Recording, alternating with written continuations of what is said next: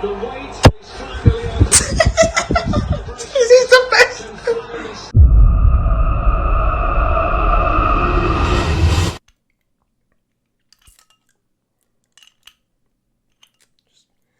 One second. Let me just quickly. Oh, I'll be with you in a second. It'll come off in this, lads. Let me just move the mic into the right position. It's probably going to be one of the most unprofessional videos you ever see.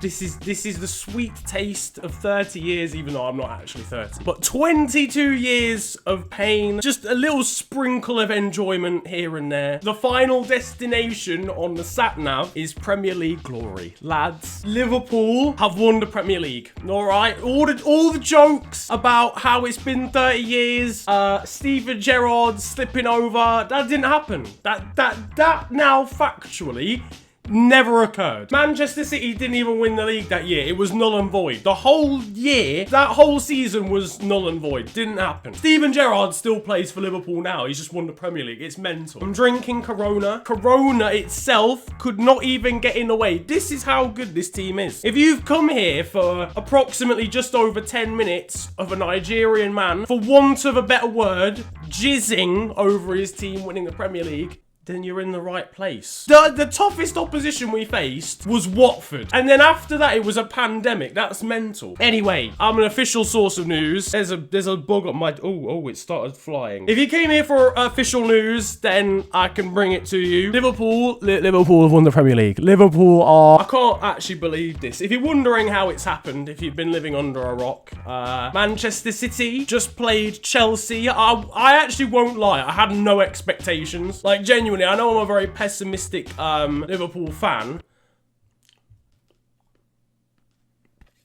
Oh, God!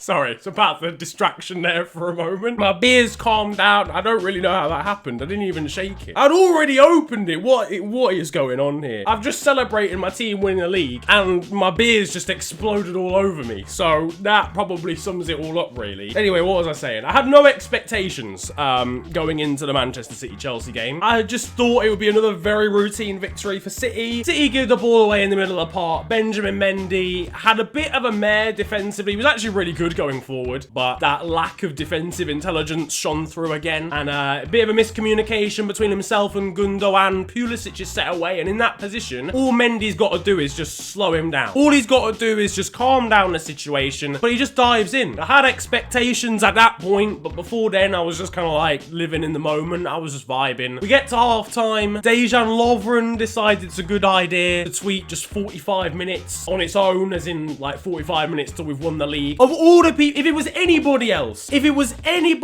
was our third choice under 23 goalkeeper, I would have seen it in a better light. But because it was Dejan Lovren, I knew that only calamity could ensue. There was no positives. I don't know what he was thinking. What? All right, he almost cost us the league without even playing. Naturally, unsurprisingly, Manchester City and Pep Guardiola's side came out a completely new team. Kevin De Bruyne with an unbelievable goal kit, better than the one that Trent scored against Palace. It's not really a competition, but it was probably one of the free kicks of the season, apart from maybe Rashford's in the Carabao Cup. Like, it was genuinely a rocket. So much dip. It looked like he kicked the ball on the ground over a hill, and then they hit the post like 2 minutes later with Raheem Sterling, and then flipping, just, I don't even really know what happened. Abraham was trying to tap it in, there was a block on the line, and Fernandinho did his best Luis Suarez impression.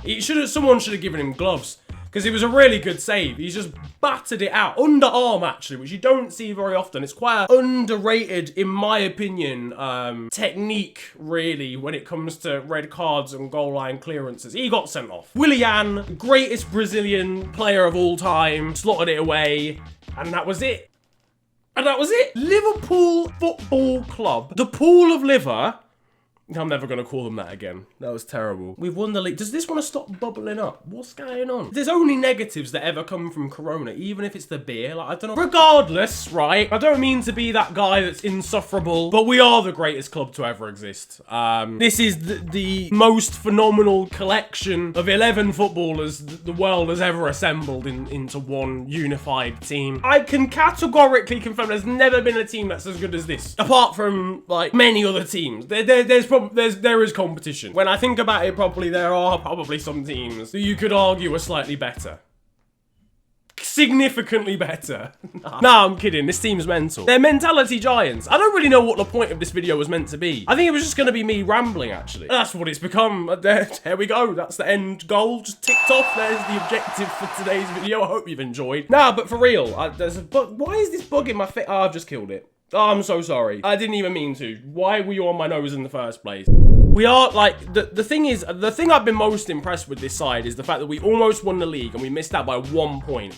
We missed out by 1 point, and to all intents and purposes, a Vincent Kompany of all people wonder strike. Like, it was written in the stars, it was very poetic, it was very romantic, it was Vincent Kompany's final season in a Manchester City shirt as captain of the club. To round it off with an absolute screamer against Leicester was, like, that would be a kick in the teeth. Like, and then, especially in the final day of the season, City were actually losing at 1 point to Brighton. We came back and we were just infinitely better. That's what, and it surprises me as well. I know we won the Champions League and that was a great way to end the season. We got some momentum from that, but I'm actually baffed. I do want to say props to the rest of the league. I know everyone said like the quality of the division this year has been dead, but I've been impressed with a lot of teams. I know City have underachieved. The injury to Laporte was massive at the start of the season. I do feel for them. They've been unlucky in that sense. I think more than people realise he holds that defence together, but then they've just not had that killer instinct like they did last year. Like they were like us last year where they could play badly and still win the game. There's been so many games that we should have lost this season. In reality, if we were a normal club, we should have lost like 4 or 5 games this season. We should have lost against Aston Villa at the start of the season. We should have lost against Manchester United at Old Trafford. I've been impressed with Leicester, but I hope they don't just completely die off. It pains me to say it, but I've been impressed with Manchester United, especially since Bruno Fernandes came in. I genuinely think if Chelsea sign Havertz and they sign Sancho, they will be threats next season. Like, I don't think they'll win the league, but they'll be there. They'll be a title race as long as we're not dominant again.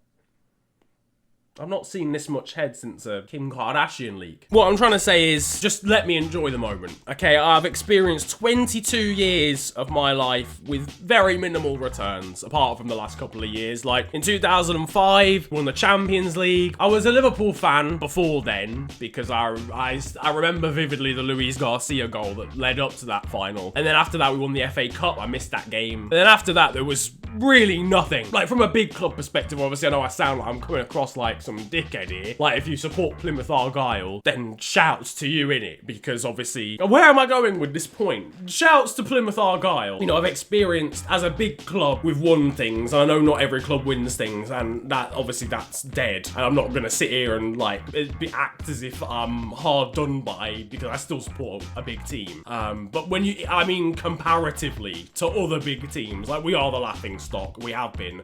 So Arsenal fans, you get the baton now. Be careful with it, because we've had it for 30 years, so you do your thing in it. I do expect clubs like City to come back stronger next year. I expect United and Chelsea to be there or thereabouts next year. If you deep it right, just think about this for a second.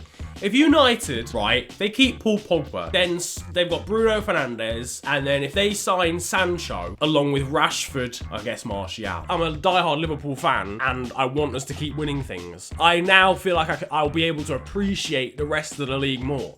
Like, I'll want to see Kai Havertz play for Chelsea, because it's the Premier League, and I want the Premier League to have the best players in the world and the best clubs in the world, even if they're not necessarily playing for my club. Like, apart from that, then the only player that you've got that's not in the league who's going to be a world beater in the future is Mbappe. And I think we will try and sign Mbappe eventually. If we sign Mbappe, I think I'll climax, lads. I think I already have tonight, at least 6 times. So, we're talking 7 when we sign Mbappe. That Demba Ba, it doesn't exist. It never happened. It didn't. Demba Ba did not exist as a footballer. That Newcastle team was just Papi Cisse. Demba Ba wasn't even in the team. History has been rewritten today, folks. I hope you got your usage out of that GIF, out of that already dead, to be fair, joke. I hope you got your usage out of it, because that's it. I don't even want to see Llorente on my timeline anymore. It doesn't matter. That's really it. And apart from that, Dejan Lovren, I can mutually just respect Dejan Lovren now. Now that we've got over the line, I don't want him to be deported anymore. That sounds mental.